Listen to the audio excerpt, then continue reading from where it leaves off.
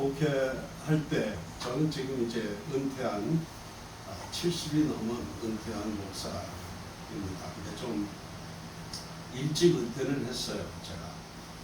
근데 목회할 때 어느 날 갑자기 그 교회를 가는데 교회가 가기 싫은 거예요. 제가 담임 목사잖아요. 담임 목사인데 교회가 이제 그 집에서 이제 교회를 가려고 차를 딱 타고 운전대를 딱 잡았는데 아씨 교회 가기 싫다. 정말 가기가 싫은 거예요. 그래가지고 우리 전도사님한테 제가 전화를 했어요. 전도사님 오늘 예배 인도를 좀 전도사님께서 해주시면 좋겠어요. 그랬더니 왜요? 그래서 교회 가기 싫어. 그랬더니 전도사님이 그러세요. 그래요. 이제 뭐 교인들이 또 물어봤을 거 아닙니까?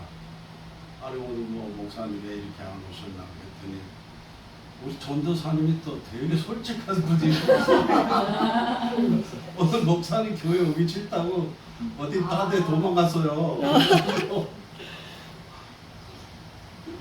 그래서 제가 참 고맙게 생각하는 건 우리 교인들이 이렇게 그 막장 드라마를 쓰듯이 목회하는 목사를 참 많이 사랑해 주셨던 것 같아요. 그래서 이 사람들이 그런 그 무례한 목사를 보면서도 뭐 목사가 뭐 그럴 수도 있지 뭐 하고 이렇게 넘어가주고 목회를 하는 동안 사실은 제가 목회를 한 게 아니고 교인들한테 오히려 더 많이 위로를 받고 그 사람들이 저를 더 많이 목욕을 한 것 같아요.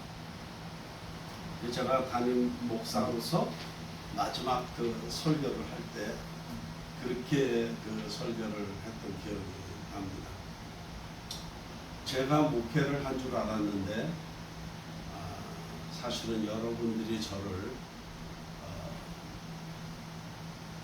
목양해 주셨습니다. 이렇게 제가 얘기를 한 기억이 있습니다. 잘 모르겠어요. 교회가 뭔지, 때로는 목사가 뭔지, 내가 지금 설교를 한다고 하는데 지금 뭔 얘기를 하는지 나도 모르는 얘기를 하고 있지 않을까라고 하는 그런 생각이 들 때가 참 많았습니다. 저 목사가 이제 제가 87년인가 목사 안수를 받았는데 내일 모레면 이제 목사 안수를 받는 날인데 갑자기 그 예수께서 그 십자가에서 죽으신 이 일이 나하고 무슨 상관이 있지? 내일 모레면 내가 목사 안수를 받아야 되는 그런 때 이 의심이 딱 드는 거예요. 나하고 무슨 상관이 있을까? 정말 그냥 황당한 거예요.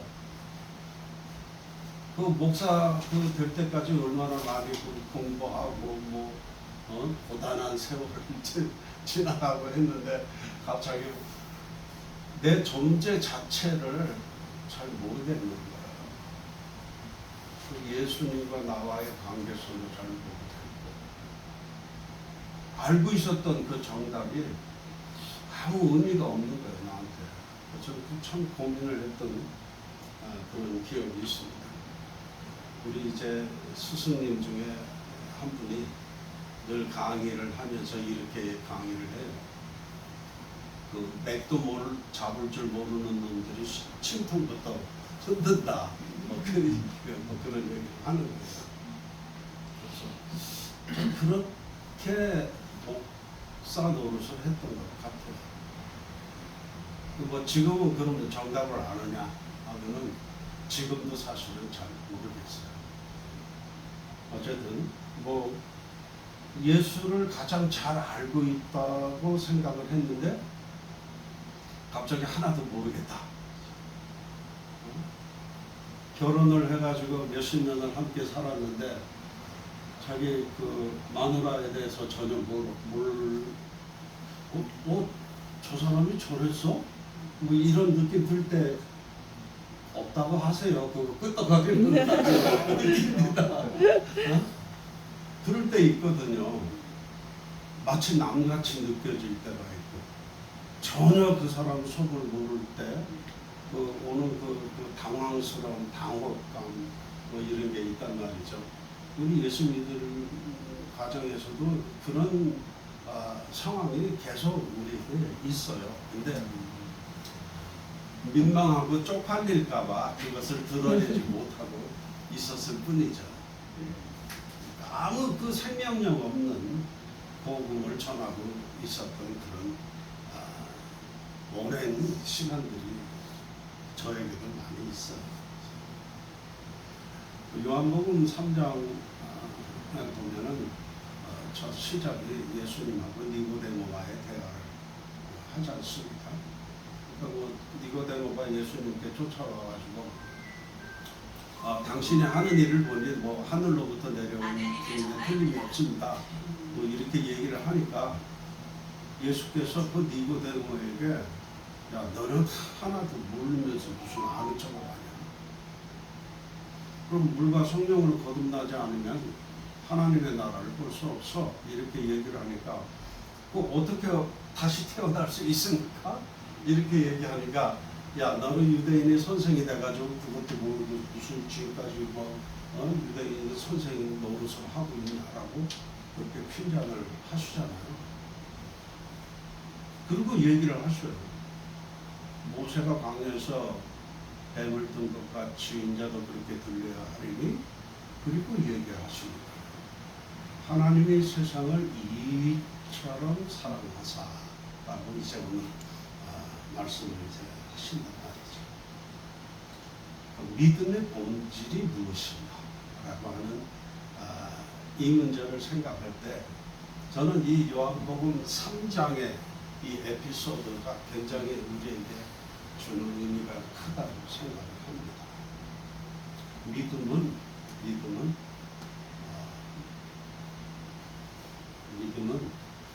그분과 내가 같은 본질 속에 들어가는 거예요.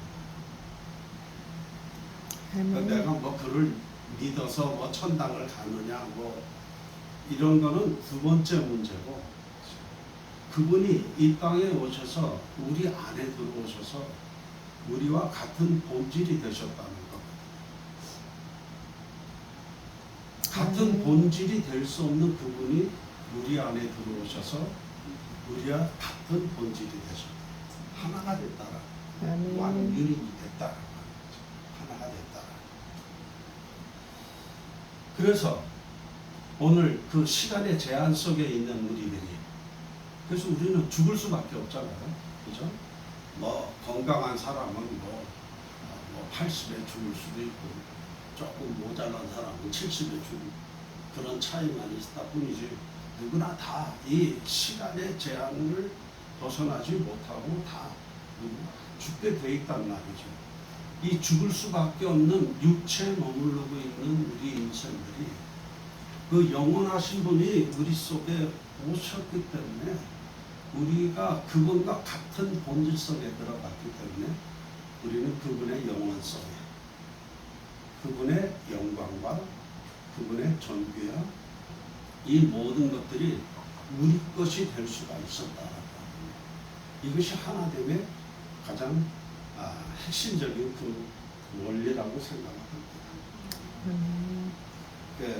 그래서 그분의 그 영원하신 생명을 우리 안에 담아내는 것.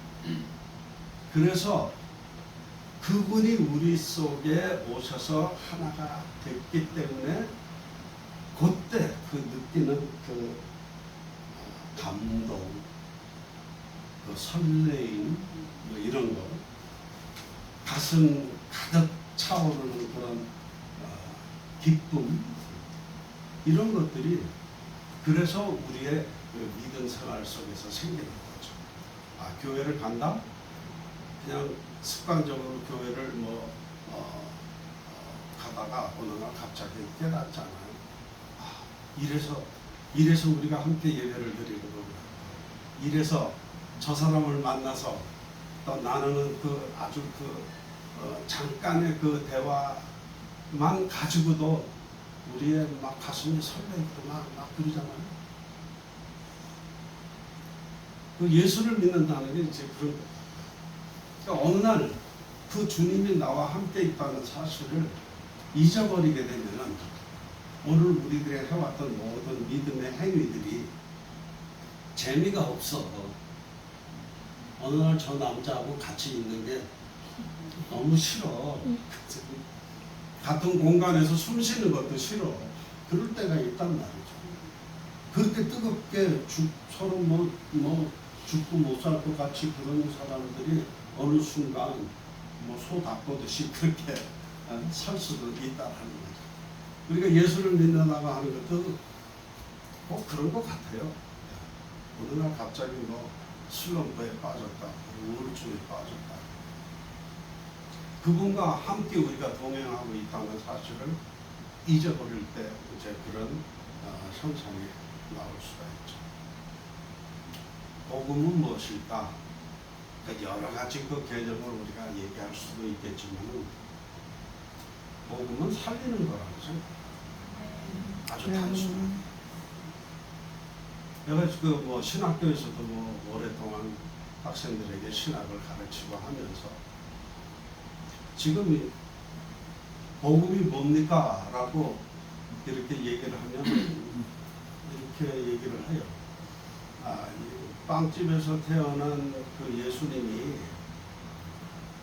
부활 승천하시기 직전에 갈릴리 바다에서 제자들 모아놓고 하신 일이 뭐냐 하면 빵 먹은 거예요. 그 복음은 단순하다. 그렇죠. 같이 빵 먹는 거다. 같이 형제 자매가 되어야만 할 수 있는 그 일을 함께 공유하는 게 그것이 복음이고 그것이 사람이 살아가는 가장 기본적인 거라고 얘기를 합니다. 잘못 복음을 이해하면은 사람을 살려야 될 복음을 가지고 우리가 사람을 죽여요. 제가 선교사들한테 제일 시비를 많이 거는 것 중에 하나가 아니 그 사람들은 뭐 예수를 믿지 않는다라고 하는 이유만으로도 지옥에 가야 될 사람이라는 전제를 딱 하는 거예요. 그럼 손을 딱 그어놓고 이쪽에 와라, 여기 와야만 구원이 있다라고 얘기를 하는 거예요. 아니죠. 그 사람들도 다 하나님께서 사랑하시는 사람들이고 하나님의 창조 세계에 머물고 있는 사람들인데 우리가 우리 위주로 금을 그어놓고 내가 서 있는 곳은 의인의 자리요 너희들이 서 있는 곳은 죄인의 자리다 라고 얘기를 그 전제를 가지고 선교를 한다는 거죠. 우리 그럴 자격이 없는 사람들이란 말이죠. 그래서 예수 믿지 않으면 너희들은 죽어 이렇게 아주 그 단정적으로 얘기를 해버리잖아요. 그 사람을 살리는 일이 아니라고 저는 생각합니다. 오래전에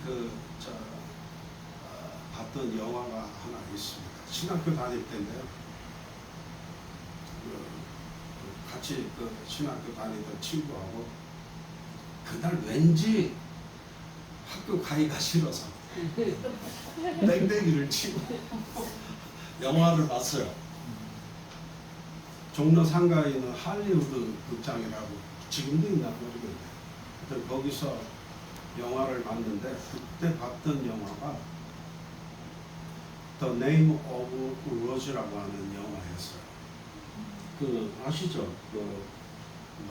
움베르토 에코라고 하는 사람이 1980년 그 소설을 발표한 내용입니다. 저는 그 영화가 그렇게 대단한 영화인지는 전혀 모르고 그저 학교를 땡땡이 치고 남는 시간에 가서 이제 영화를 본 건데 정말 제가 그 평생을 이제 그 이후로 신학을 또 더 공부를 하면서 또 신학을 가르치고 또 목회도 하고 성경을 보고 성경도 해석을 하고 하면서 또 목회를 하면서 늘 가지고 있는 그 기준을 설정할 수 있는 그 기본 뭐라 그러지 그거를 이 영화를 보면서 제가 깨달은 거예요. 성경을 보면서 제가 그걸 깨달은 게 아니에요. 영화를 보고 깨달은 거예요. 아, 우리가 어떤 자세로 목회를 해야 되겠다. 우리가 어떤 자세로 복음을 전해야 되겠다. 우리가 어떤 자세로 신앙생활을 해야 되겠다라고 하는 것이 저는 이 영화를 통해서 배웠어요. 이 사람 그 움베르토 에코라고 하는 사람의 이름이 이제 성이 에코예요. 에코. 이 에코가 신의 아들이라는 뜻이랍니다. 기가 막히네요, 그죠? 근데 왜 이 신의 아들이라고 하는 성을 갖게 됐는가 하면 어디서 태어났는지 몰라. 누구의 자식인지 몰라. 그래서 누구의 자식인지 모르는 사람에게 성을 그때 그 당시에 공동체가 에코라고 성을 붙여준 거예요. 오늘 우리들이 이 단어 하나를 이해하는데도 우리가 어떤 전제를 가지고 그 단어를 보기 때문에 정말 그 단어 속에 담겨져 있는 의미를 모를 때가 많아요. 너무 익숙하게 우리 예수, 또 복음, 성경, 믿음 이런 얘기를 너무 익숙하게 우리가 너무 많이 얘기를 하다 보니까 정말 그것이 가지고 있는 참된 의미를 우리가 상실할 때가 참 많더라고요. 뭣도 모르고 그냥 정답처럼 사람들에게 얘기를 많이 하는 것들이 지금 제일 많이 후회가 되는 일들이에요. 그래서 웬만하면 이제 말을 안 해야 되겠다. 그치? 웬만하면 설교도 안 하려고 그래. 내가 자신이 없어. 옛날에 그렇게 자신 있게 얘기했던 것들이 오늘날 보니까 틀려서 어떻게 이거 말을 되돌릴 수가 없고 말이죠. 그 네임 오브 로즈의 그 내용은 이런 겁니다. 오랫동안 로마 캐톨릭은요, 어거스틴 주의라고 하는 그 사상을 토대로 해서 로마 캐톨릭의 교회 모든 교리의 체계가 형성이 됐었거든요. 그 어거스틴 주의에 의해서 1000년 동안 지탱되어 왔던 로마 캐톨릭이 어느 날 아리스토텔레스라고 하는 사람이 그 사람의 사상이 유럽에 전파되면서 이 기본적으로 이 로마 캐톨릭의 모든 교리의 체계가 무너지기 시작했어요.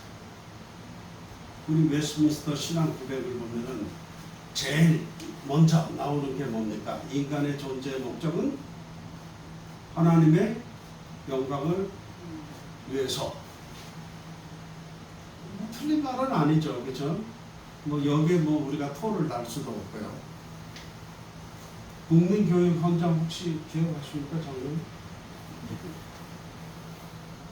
첫 문장이 우리는 민족중흥의 역사적 사명을 띠고 이 땅에 태어났다. 그래서 제가 시비를 걸어요. 누가 그래?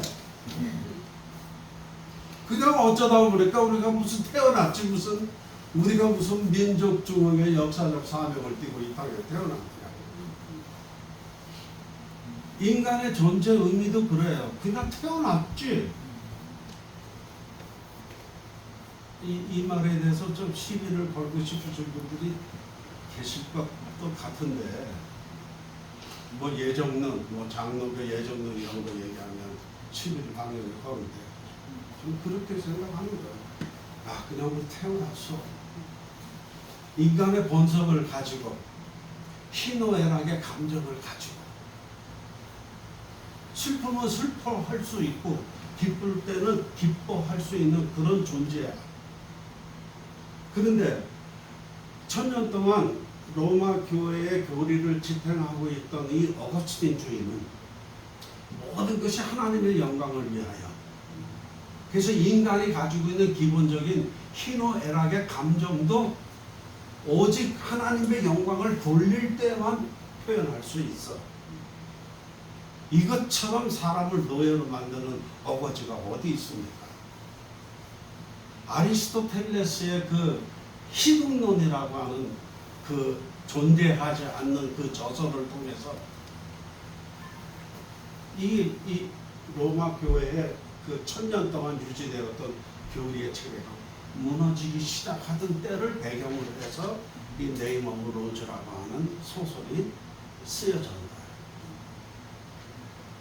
그래서 거기서 죽어가는 그 수도원에서 죽어가는 많은 사람들이 어떤 전제로 그것이 기록이 되고 있는가니 이 땅에 존재하지 않는 아리스토텔레스의 희극론이라고 하는 그 저서를 그 수도사들이 필경을 하면서 스크라이브 필경사들 그 사람들이 그 희극론이라고 하는 그 아리스토텔레스의 저서를 보고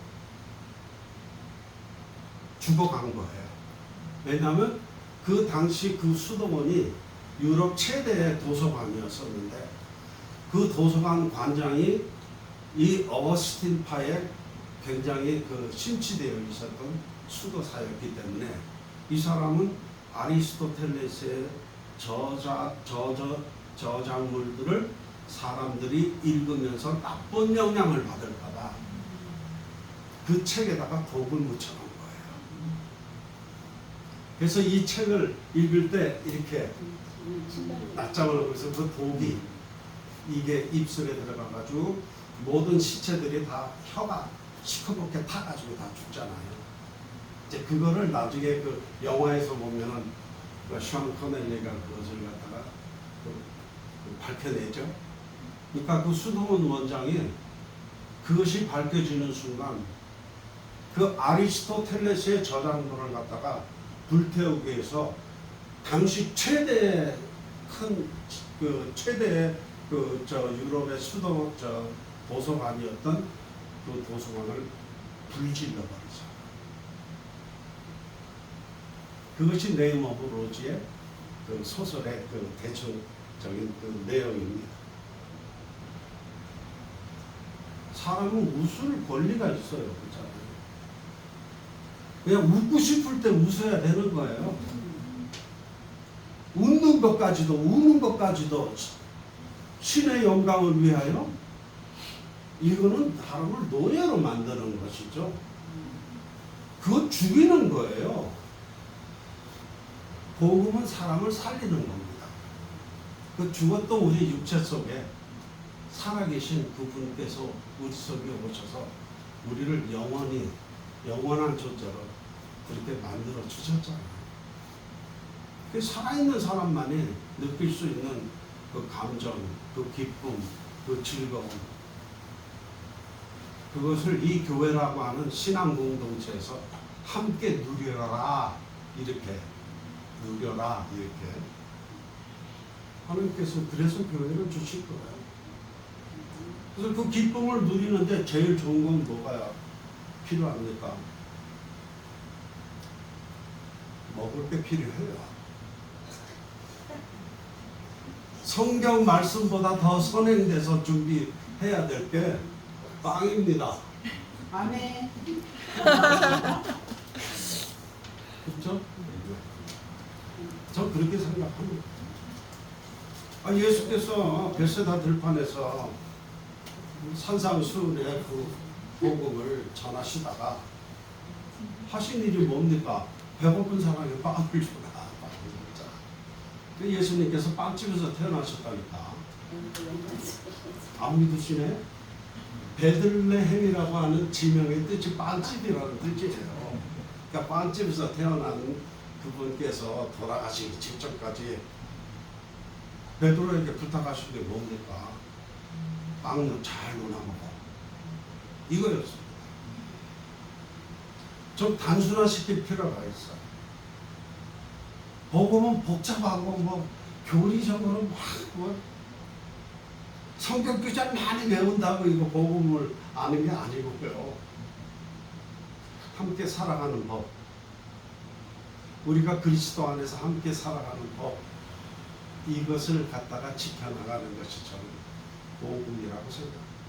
그래서 우리가 모이면 서로 살아가야 되니까, 상생해야 되니까, 서로 헐뜯고 그러면 정죄하는 거잖아요. 응? 죽이는 것이고. 그래서 교회는 늘 위로가 있어야 되고, 사람들에 대한 배려가 있어야 되고, 따뜻함이 있어야 되고, 뭐 질은 좋지 않아도 짜파게티가 늘 풍성하게 냉장고 속에 준비가 돼 있어야 되고, 네. 그런 넉넉함, 그런 윤기가 좀 교회는 꼭 필요하다고 생각합니다.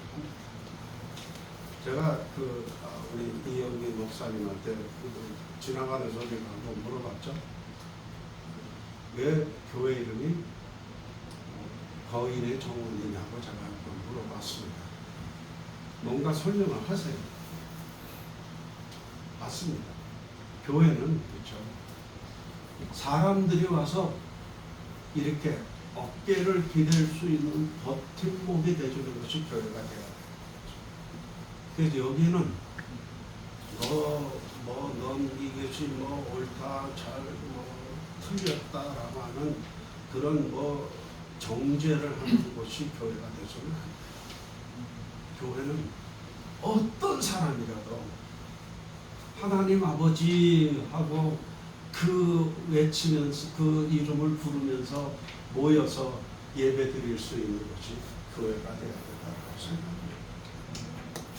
저희 학교 이름이 오이코스입니다. 오이코스, 그죠? 오이코스라는 이름이 하우스예요, 하우스.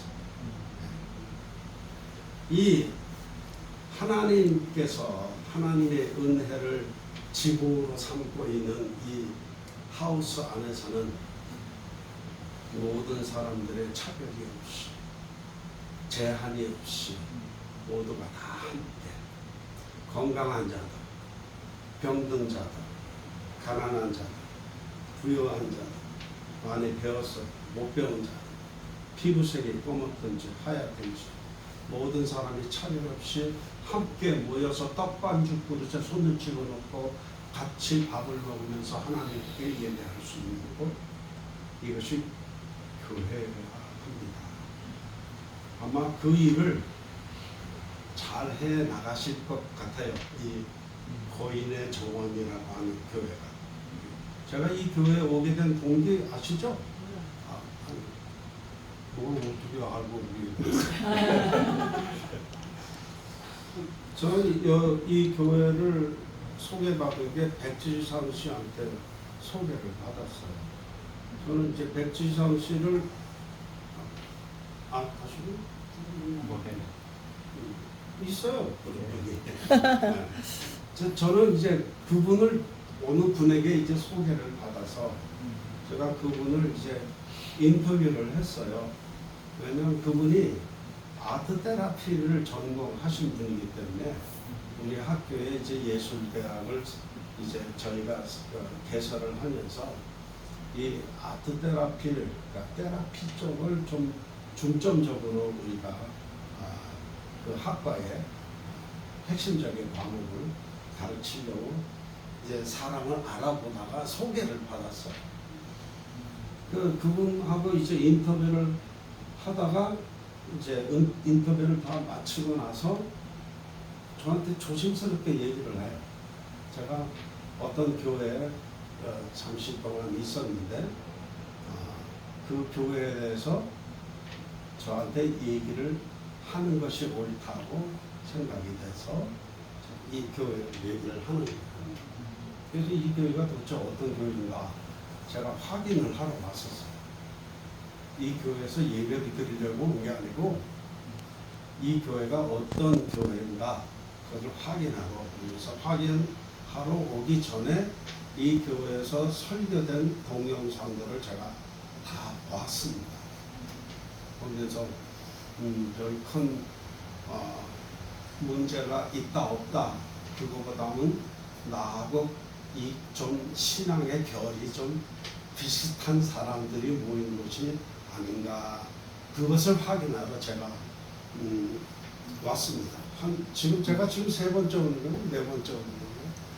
그래서 뭐 짧은 시간이지만 그 같은 믿음의 결을 가지고 있다라고 좀 확인하고 늘 그 기쁜 마음으로 행복한 마음으로 제가 여기를 지금 계속 보고 있습니다.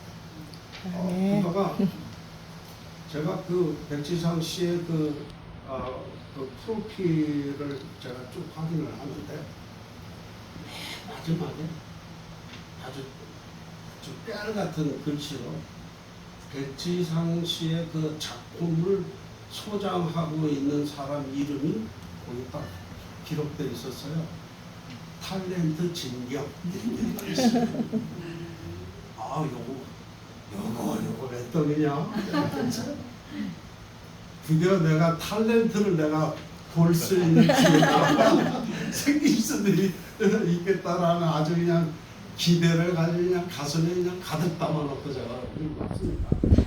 여기 수아진의 진 가수의 부인도 있습니다. 네. 예, 사람의 인연을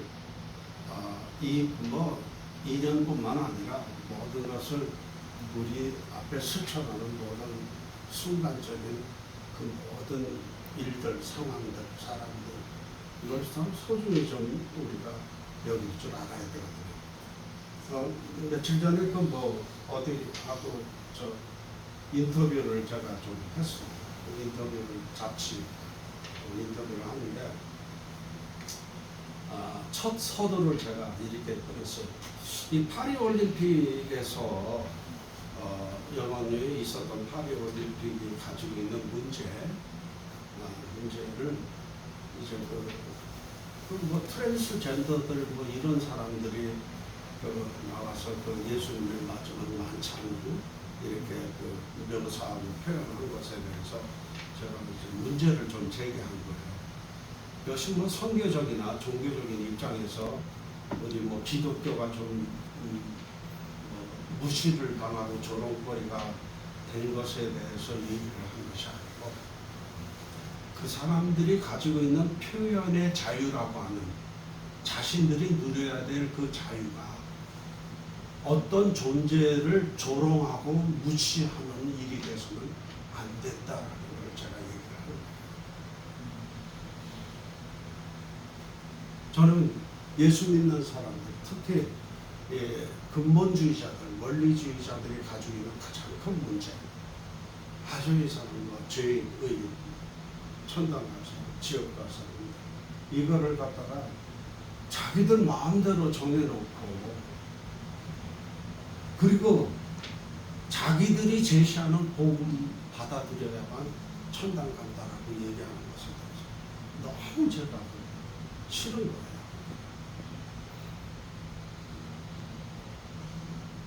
따뜻함과 사랑, 배려, 타인에 대한 그 소중함 이것을 간직하는 것, 이것이 오늘 이 시대에 특별히 우리가 가져야 될 믿음의 덕목이 아닌가 생각합니다. 기도할까요? 하나님, 저희들 잘 알지 못합니다. 우리들 자신에 대해서 잘 모르며 우리를 사랑하시는 하나님에 대해서도 잘 알지 못하면서 우리는 전문가처럼 행세했습니다. 우리의 무지를 주님 용서하시고 우리 안에 살아계신 그리스도를 통하여 모든 사람들을 함께 아우르고 한 가족이 되며 서로 사랑할 수 있는 참된 믿음의 공동체를 저희들이 잘 유지해 갈 수 있도록 축복하여 주시옵소서. 예수님의 이름